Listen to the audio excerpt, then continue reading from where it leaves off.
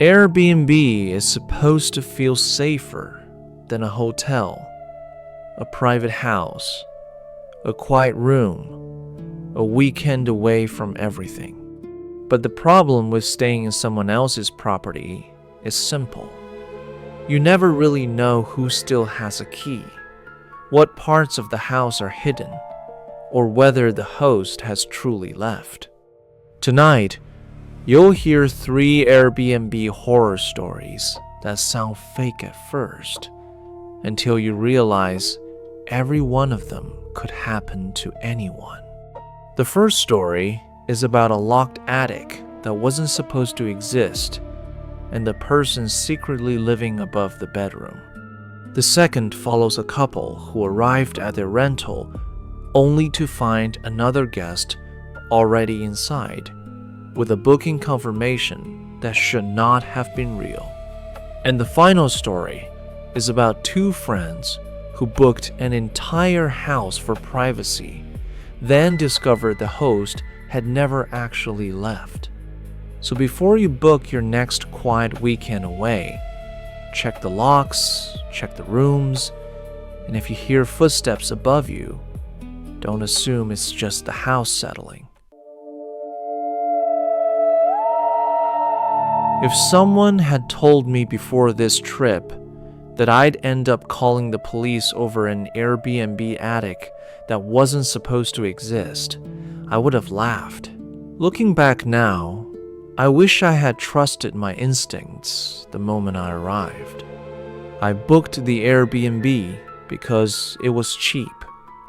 I was in my final year of college, buried under assignments, and desperately needed a quiet place to work. The listing showed a cozy cabin surrounded by trees, far away from traffic, neighbors, and distractions. The reviews were mostly positive. Nothing seemed unusual about it. The property was located about 40 minutes outside town, at the end of a narrow gravel road. By the time I arrived, the sun was already setting. The house looked older than it did in the photos. The wooden exterior was weathered, and the porch light flickered every few seconds. It wasn't enough to make me leave, but it definitely wasn't giving me the relaxing weekend vibe I expected. The host, Daniel, had sent me a message earlier that day. He told me where to find the key and gave me the Wi-Fi password. The only strange thing in his message was one sentence. Please don't open the storage room. It contains old maintenance equipment. I didn't think much of it. Inside, the cabin was small. 1 bedroom, 1 bathroom, a kitchen, and a living room. I walked through every room after checking in, mostly out of habit. Everything seemed normal. There was no second floor, no basement, and no visible attic access. I spent the evening working on my laptop. Around midnight, I went to bed. At exactly 2:13 inches the morning, I woke up. At first, I didn't know why. Then I heard it. Footsteps. Slow, deliberate footsteps moving somewhere above me. I lay still, staring at the ceiling. The sound continued for several seconds before stopping. Then came another sound, something heavy being dragged across the floor. My first thought was that there was an animal in the roof, but the longer I listened, the less it sounded like an animal. The footsteps were too slow, too controlled. Then came a single knock directly above my bed. I turned on the bedside lamp immediately. The house fell silent. I didn't sleep much after that. The next morning, I messaged Daniel and asked if there was an attic above the bedroom. His response came about 30 minutes later. There's no accessible attic. It was sealed years ago, probably just raccoons. That explanation didn't sit right with me, but I tried to ignore it. The second day was uneventful. I worked, ordered food, and spent a few hours walking around the lake nearby. By the evening, I had convinced myself that I was overreacting. Then 2:13 a.m. arrived again. The footsteps returned. Same time, same pace. This time, they stopped directly over my bed. I held my breath. For several seconds, there was complete silence. Then I heard something that made my stomach tighten. Breathing. Not loud breathing. Not exaggerated breathing. Just the faint sound of someone slowly inhaling and exhaling somewhere above me. I grabbed my phone and started recording. The sound lasted only a few seconds before stopping. The next morning, I listened to the recording. The audio clearly captured 3 footsteps and a dragging sound. I sent the recording to Daniel. This time, he never replied. By that afternoon, I had already decided I was leaving the next morning no matter what happened. Before packing up, I decided to take one last look around the house. The storage room caught my attention immediately. The door was locked, but it wasn't fully shut. When I pushed against it, the old frame shifted slightly. Inside were paint cans, broken tools, and old boxes covered in dust. Everything looked abandoned. Everything except a rolled-up carpet leaning against one wall. The carpet looked newer than everything else. I moved it aside. Behind it was a small square hatch built directly into the wall. My heart started racing. The hatch was painted the same color as the wall, making it nearly impossible to notice unless you were looking for it. When I opened it, I found a narrow wooden ladder leading upward into darkness.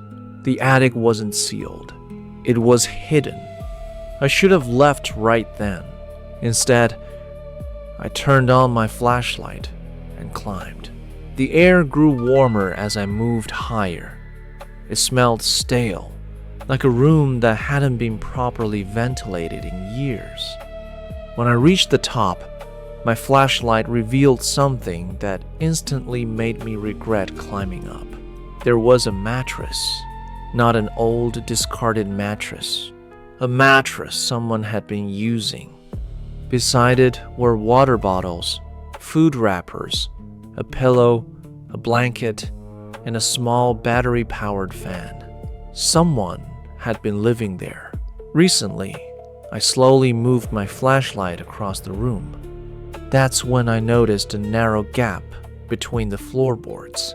The gap was positioned directly above the bedroom, directly above the bed where I had been sleeping. Someone could look through it. Someone could watch me.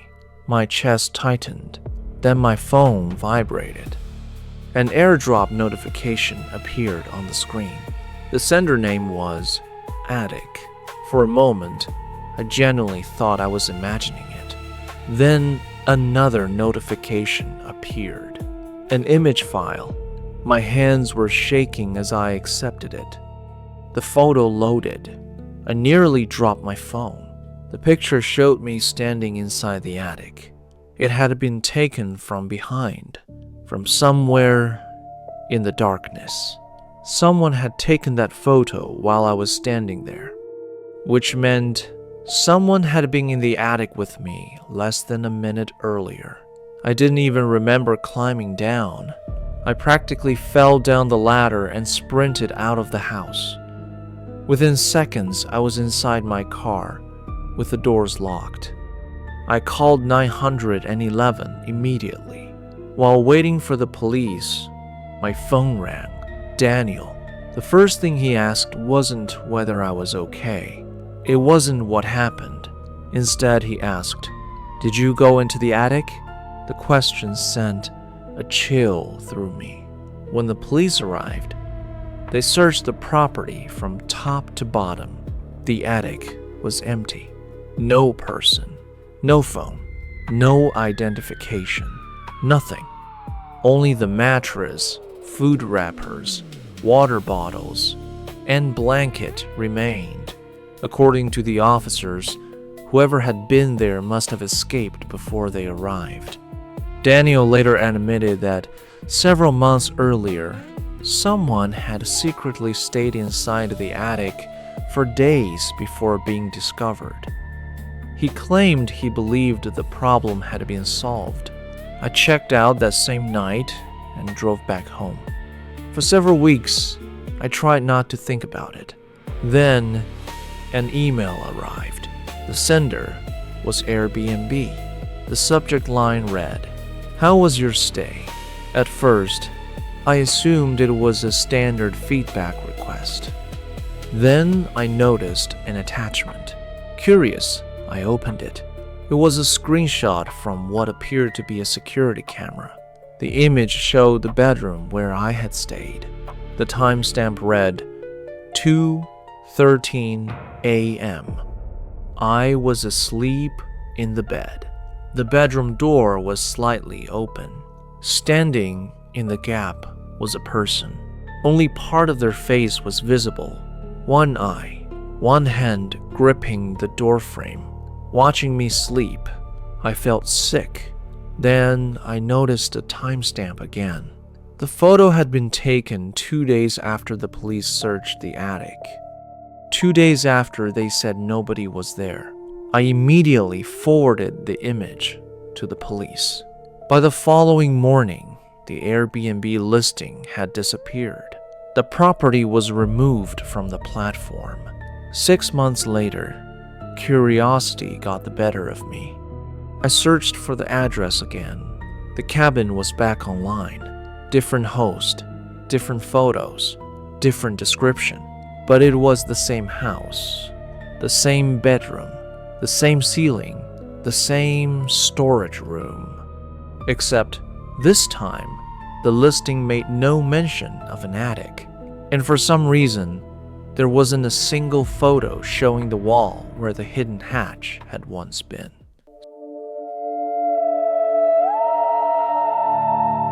The first sign that something was wrong was the kitchen light.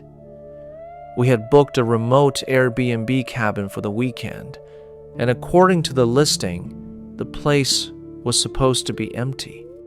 But when we arrived around 10:30 at night, there was already a car parked beside the trees, and a warm yellow light glowing from inside the kitchen.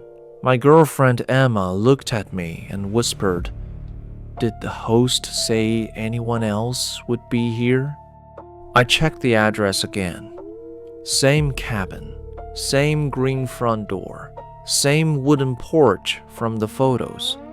The lockbox code worked, the key was inside, and for a few seconds, I convinced myself the host had simply left the lights on for us. Then I opened the front door, and a man's voice came from the kitchen. "You're late." A man was sitting at the small kitchen table with a coffee mug in front of him. He looked to be in his late 40s, maybe early 50s, wearing a dark sweater and jeans.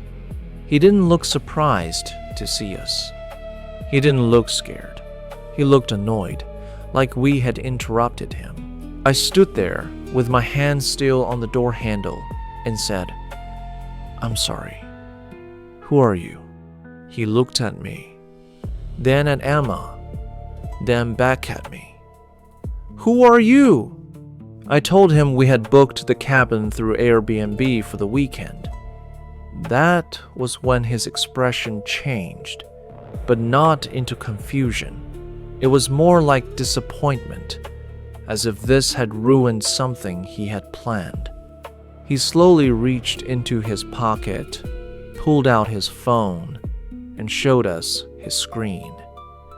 It was an Airbnb booking confirmation for the same cabin, same address, same dates. Check-in Friday. Check-out Sunday. Host, Melissa. Emma immediately opened her phone and showed him our booking. Same cabin, same dates, same host. For a few seconds, nobody said anything. The man finally sighed and said, "This is ridiculous." His name was Grant. At least, that's what he told us. He said he had arrived around 5 p.m., used the lockbox code, found the key, and entered without any problem. He said he had already messaged the host several times, but she hadn't responded.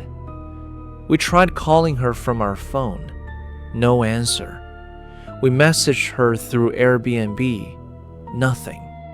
We tried support, but because it was late and remote, all we got was an automated response, then a message saying someone would contact us soon.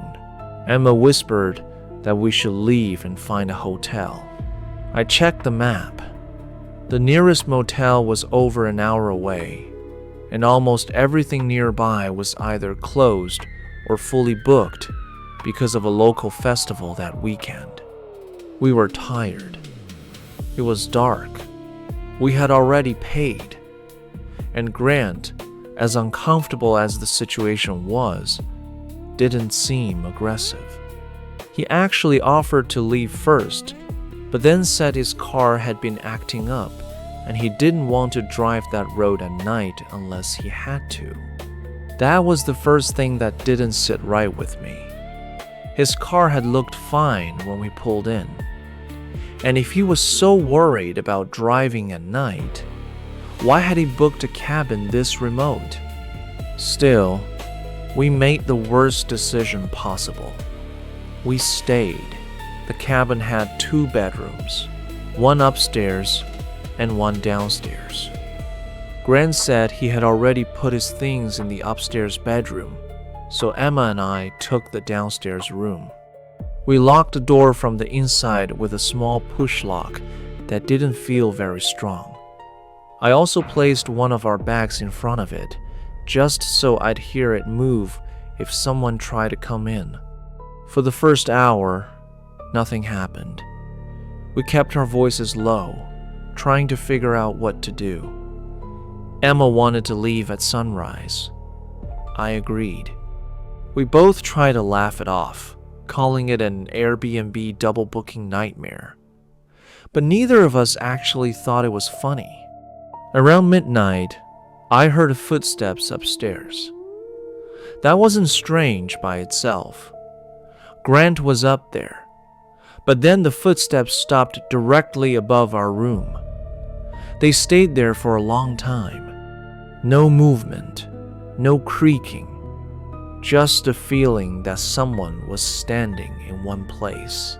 Emma noticed it too. She looked at the ceiling, then at me. I texted Grant through the Airbnb app just to see what would happen. "Hey, everything okay upstairs?" A few seconds later, I heard his phone vibrate above us. Then nothing. No reply. The next morning, I woke up to sunlight coming through the curtains and Emma already sitting up in bed. She looked like she hadn't slept. She said, "He was outside our door last night." I asked what she meant. She said she woke up around 3 a.m. and heard someone standing in the hallway, not walking, standing. She could see a shadow under the door, blocking the thin strip of light from the hallway. She didn't wake me up because she was too scared to move. The shadow stayed there for several minutes, then slowly disappeared. I didn't know what to say. We packed our bags quietly and went into the kitchen. Grant was already there, drinking coffee from the same mug as the night before. He smiled like nothing was wrong. and asked if we slept okay. Emma didn't answer. I told him we were going to step outside and call Airbnb support again. He said, "Good idea. Let me know what they say." Outside, we finally got through to a real support agent.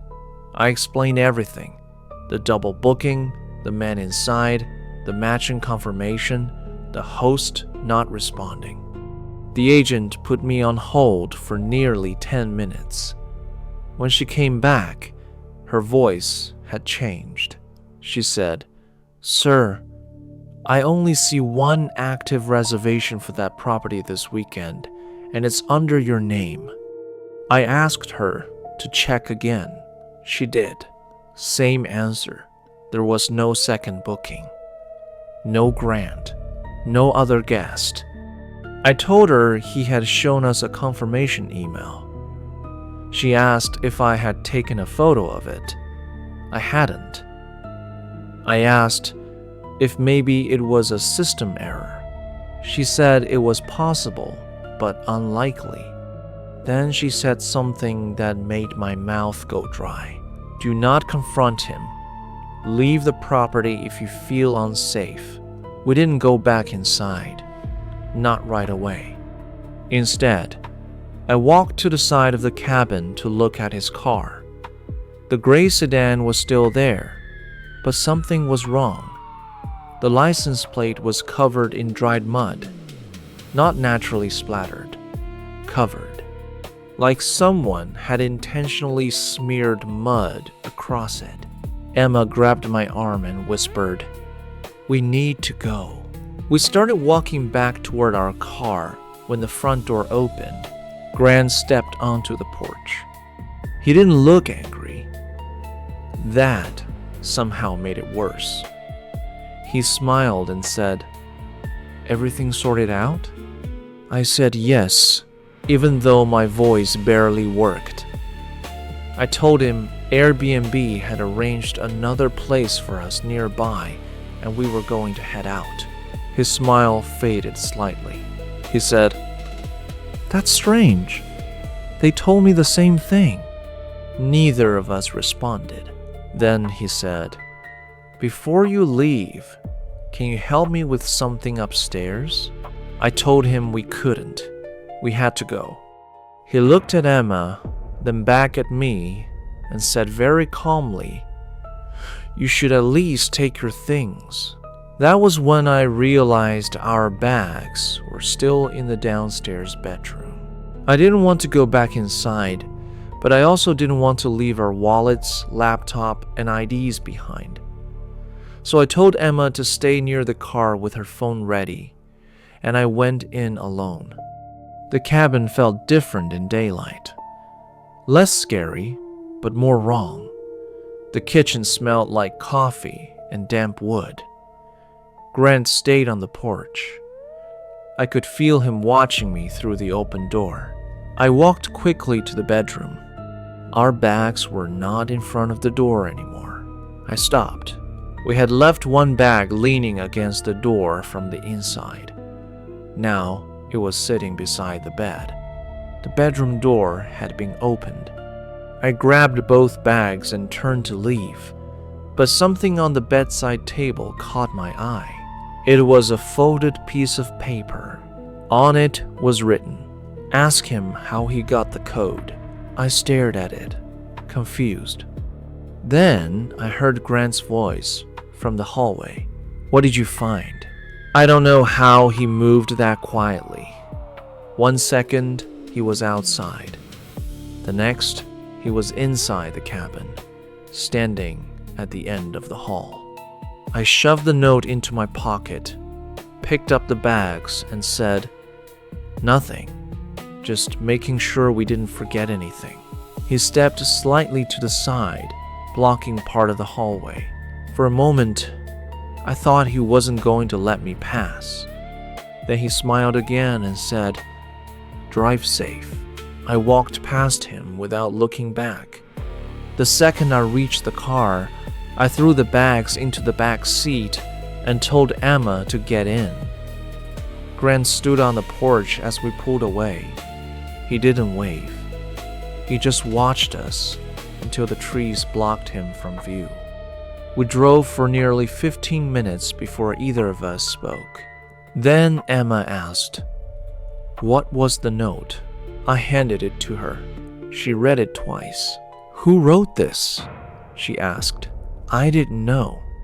We stopped at a gas station in the nearest town and called the police. An officer met us there about 40 minutes later. We explained everything, including the note. He drove to the cabin with another unit while we waited at the station.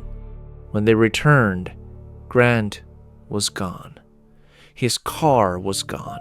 His mug was still on the kitchen table. The upstairs bedroom had been used, but there were no bags, no clothes, no ID, nothing that could identify him. The police contacted Melissa, the host. She claimed she had no idea who Grant was. She said she had only sent the lockbox code to us. But when officers checked her messages, they found something strange. The code had been changed 2 days before our arrival.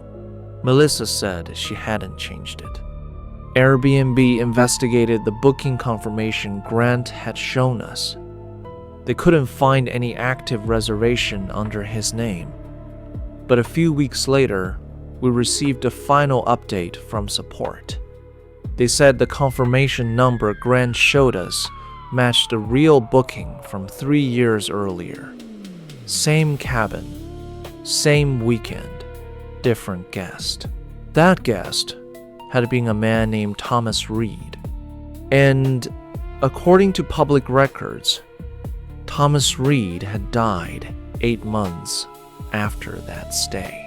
I know what that sounds like. I know it sounds like I'm trying to turn this into a ghost story. I'm not. I don't think Grant was a ghost. I think he was real. I think someone had access to old booking data. I think someone knew the lockbox code. I think someone entered that cabin before us and waited. But there are 3 things I still can't explain. First, Airbnb said there was no second booking, but Grant's confirmation looked real enough to fool both of us. Second, the note in our room warned me to ask how he got the code, which means someone else either knew he shouldn't be there or had been inside that bedroom before me. And third, when the police searched the cabin, they found no forced entry, no stolen items, and no sign that Grant had ever existed beyond 1 coffee mug on the table. A month later, the listing disappeared. Then, just like these things always seem to happen, it came back under a different host name. Same cabin, same porch, same kitchen table. But there was one new rule added to the description. Guests are not permitted to share the lockbox code with anyone, which is strange, because we never did. The host never left. The listing said, entire house. That was the whole reason we booked it. My friend Caleb and I didn't want a shared cabin, a guest room, or some awkward situation where the host lived downstairs and pretended not to listen to everything. We wanted privacy. A quiet mountain place for the weekend, far from work, traffic, and people. The photos looked perfect. Tall windows, pine trees, a fireplace, wooden ceilings, and a long gravel driveway that made the place look completely isolated. Under the amenities section, it said, full property access. No shared spaces. Self-check-in. The host's name was Martin. He had a profile picture of a man in his 50s wearing sunglasses and standing in front of a lake. His reviews were good, but not too many. Most people said the cabin was peaceful, clean, and private. One review mentioned that the house made strange noises at night, but the guest laughed it off and said old cabins always do. That didn't bother us. We weren't looking for perfect. We were looking for quiet. Martin messaged us the day before check-in with the usual instructions. The key would be in the lockbox beside the front door. The Wi-Fi password was written on a card near the router. The fireplace was not working, so we shouldn't try to use it. The basement door would be locked because it contained tools and maintenance supplies. Then, at the end of the message, he added one more line. The upstairs storage room is private. Please do not open it. I remember showing Caleb the message and joking, "That's where he keeps the bodies." Caleb laughed and said, "As long as they don't charge cleaning fees."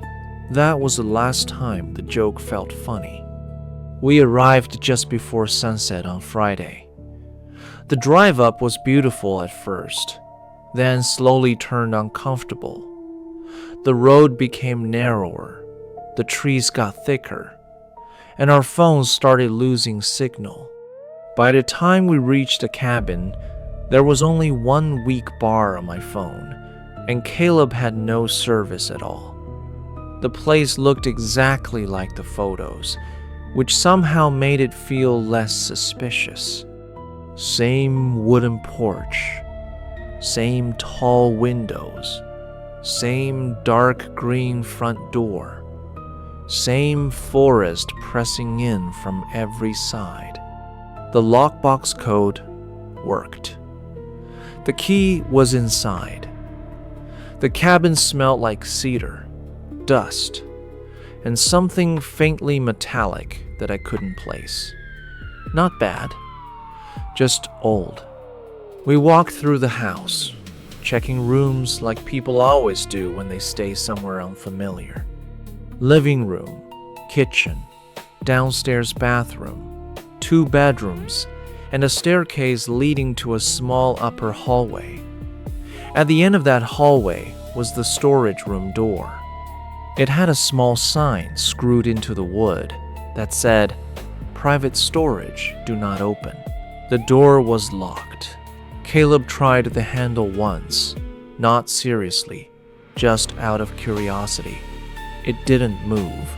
"Guess Martin really likes his privacy," he said.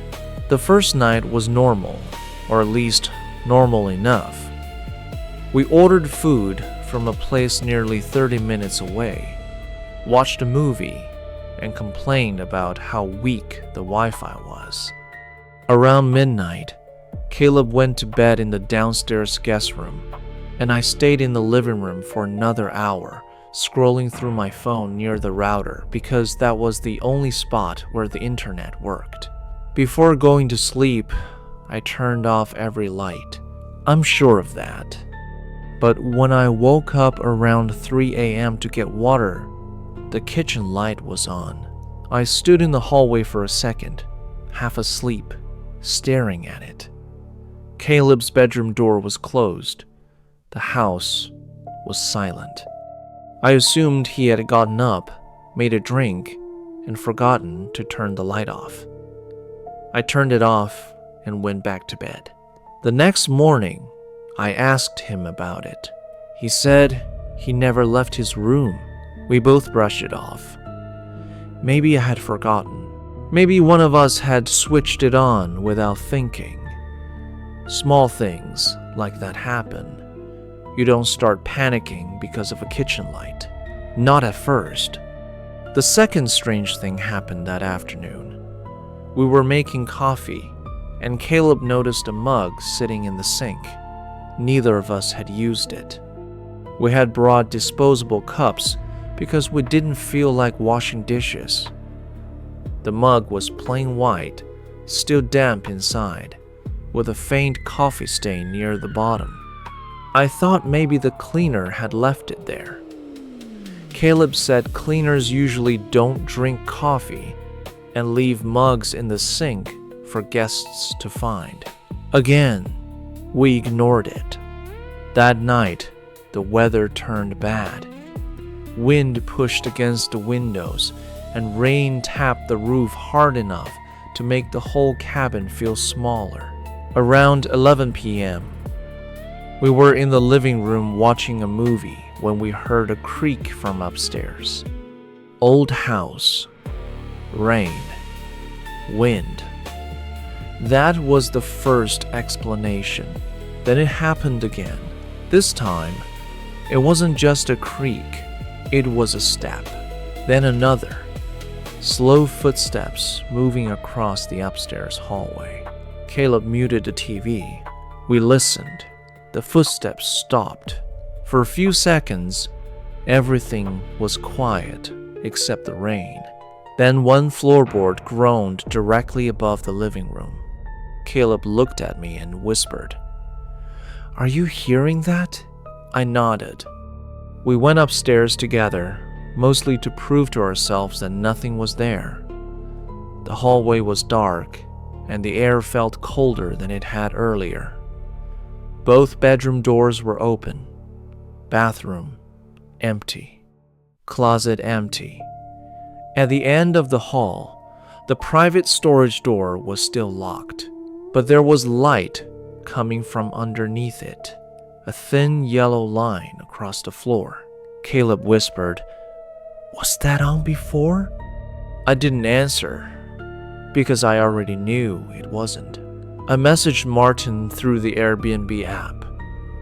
"Hey, we're hearing some noises inside the house.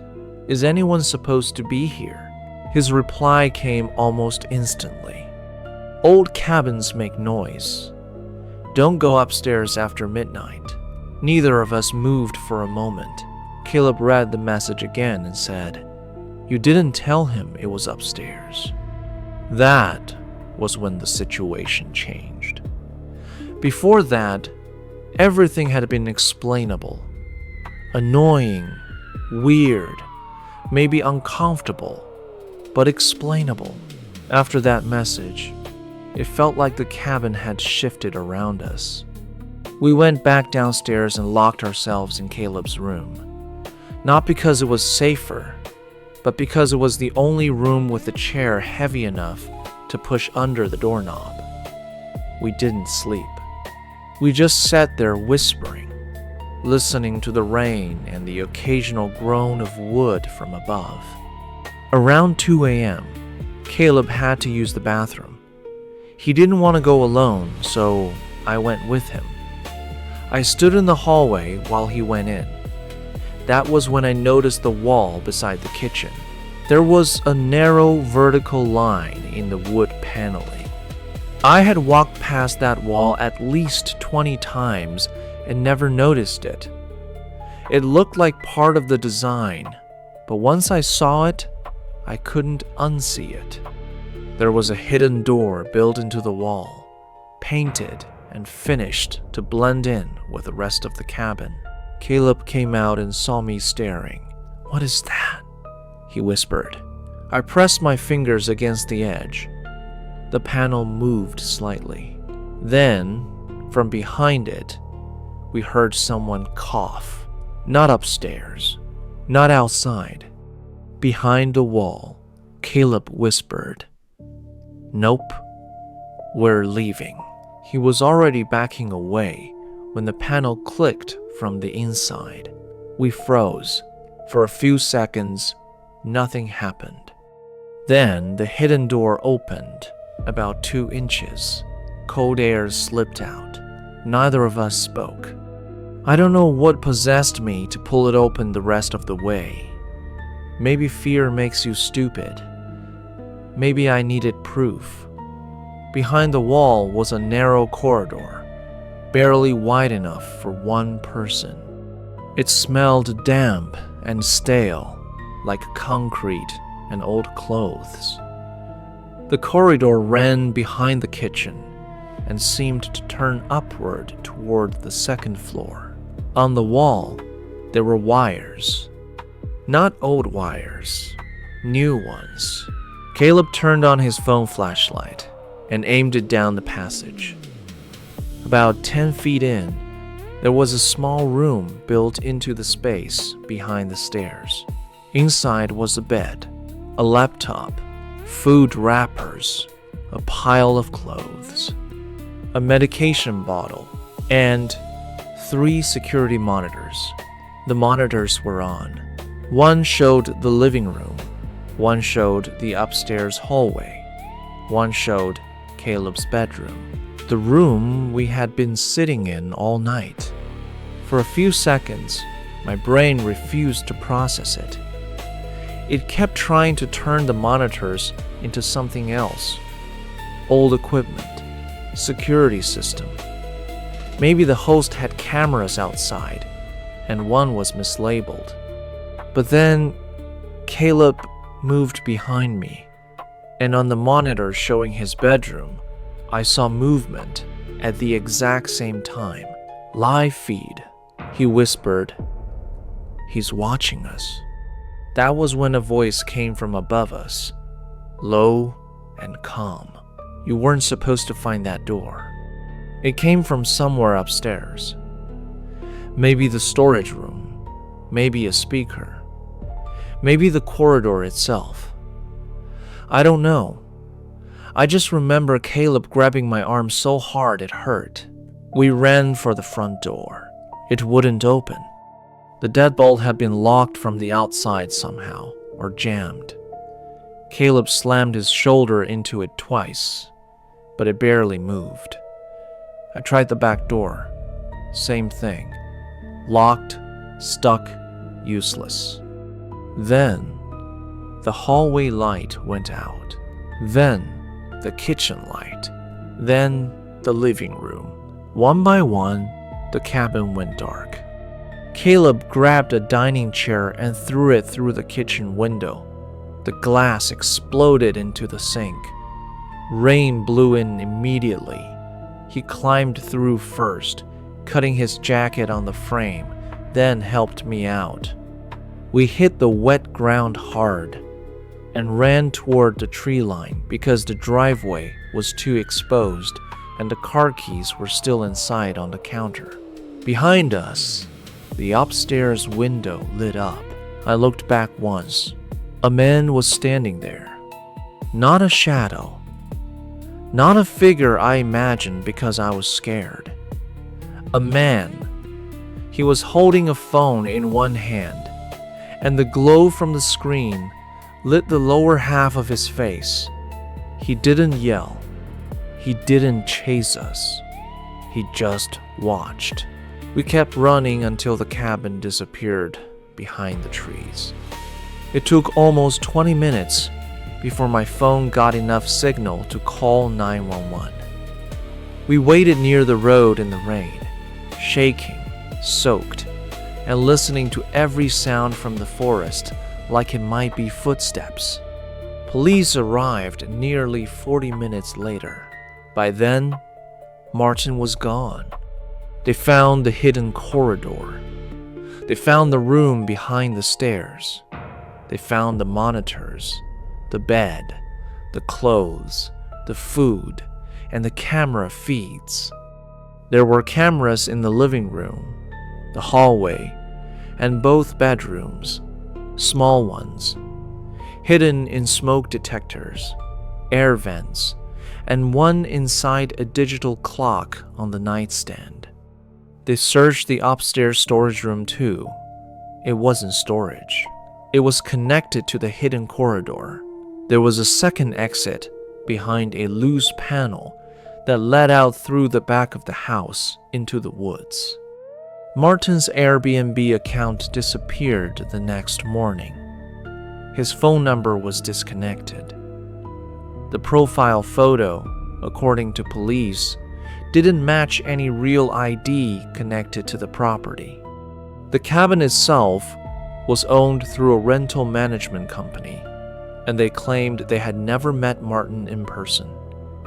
Everything had been handled online. But the worst thing the police found was not the cameras. It was a notebook. It was inside the hidden room, tucked under the mattress. The notebook had names, a lot of names. Previous guests, check-in dates, check-out dates, which room they slept in, what time they went to bed, what time they woke up. Little notes beside some of them. Argued until 1:40 a.m. Left wallet on kitchen counter. Woman sleeps with door open. Man checks hallway when nervous. Near the back of the notebook, we found our names. Ryan and Caleb. Check-in. Friday. Room choice. Downstairs. Sleep time. Unknown. Then, on the last line, written in darker ink than the rest, were 5 words. Found the door too early. I didn't stay to hear the rest of the report. I gave my statement, took my things, and never went near that part of the state again. For a while, I told myself it was over. Martin was a criminal, a creep, a fake host who had figured out how to hide inside rental properties and watch guests. Horrifying, yes, but human. Explainable. Then, 4 months later, I got a promotional email from Airbnb. The subject line said, "Book your next mountain escape." I almost deleted it. Then, I saw the photo. It wasn't the same cabin. The outside was different. Different porch, different windows, different mountain view. But in the corner of one bedroom photo, barely visible beside the dresser, was a small security monitor sitting on a shelf. Same model, same cracked corner, same strip of tape on the side. The one from the hidden room. I clicked the listing. Different host name, different town. Same warning in the description. Private storage area is not accessible to guests. I reported it immediately. By the next day, the listing was gone. But sometimes I still think about what Martin said through the darkness. You weren't supposed to find that door. Not my door. Not the door. That door. Like it was part of a system. Like it wasn't the first one, and maybe not the last.